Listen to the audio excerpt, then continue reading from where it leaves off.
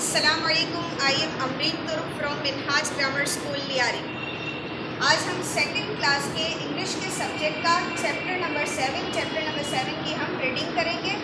Chapter का नाम है ओल्ड रेस्टेड। ओल्ड का मतलब कि पुराना या बूढ़ा हो जाना, रेस्टेड का मतलब पहलवान, यानी वो पहलवान जो बूढ़ा हो चुका है। आए हम इस चैप्टर की रीडिंग करते हैं। पेज नंबर है 32, चैप्टर नंबर 7, ओल्ड रेसलर यानी कि बूढ़ा पहलवान।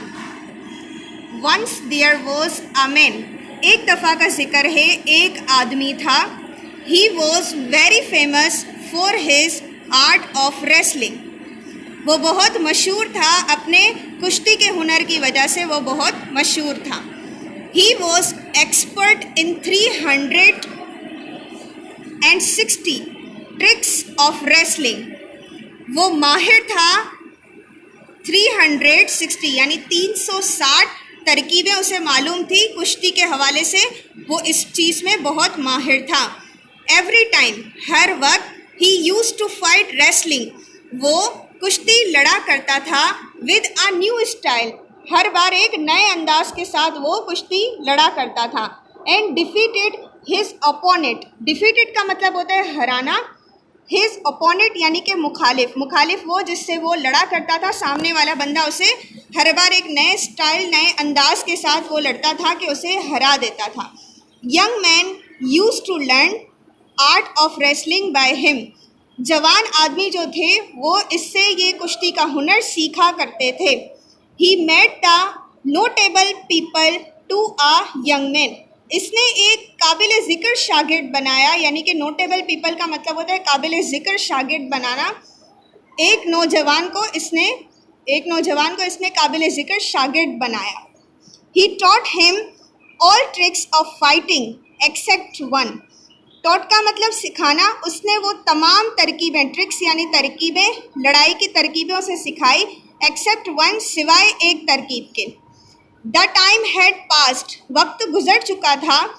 The famous wrestler was old now, अब क्या था कि वो जो रेसलर यानी पहलवान था, मशहूर पहलवान, वो बूढ़ा हो चुका था।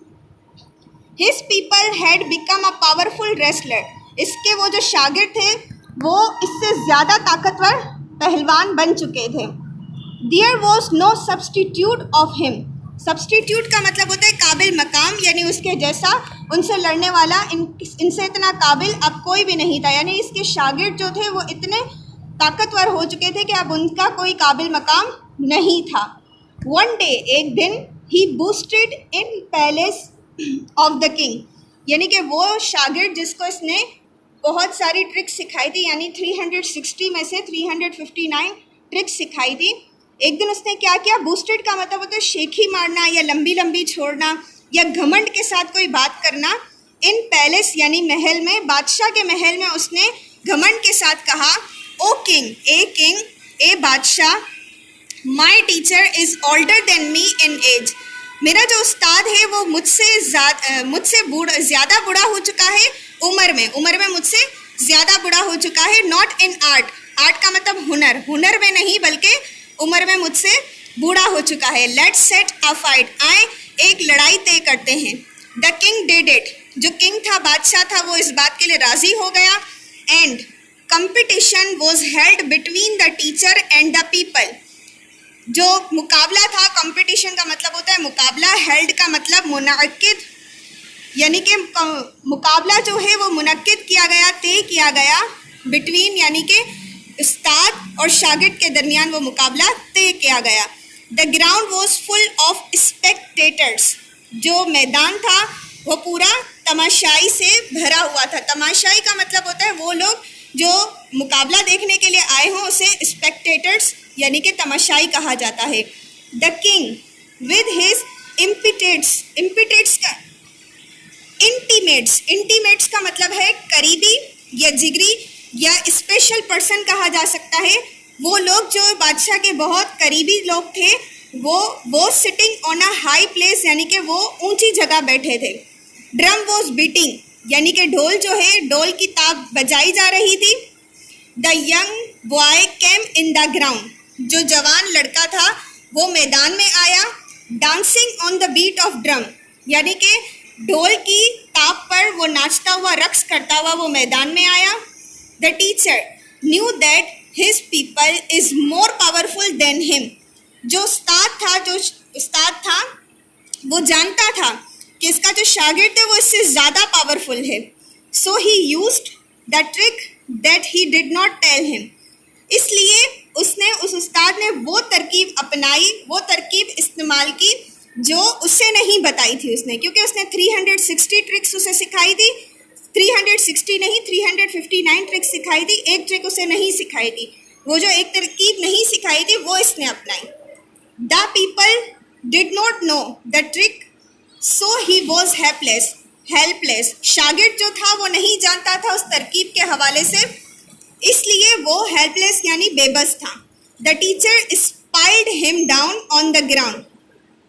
उस्ताद जो था उसने ग्राउंड में उसे नीचे गिरा दिया, यानी कि उस शागिर्द को उसे नीचे गिरा दिया और हरा दिया. The crowd shouted with excitement.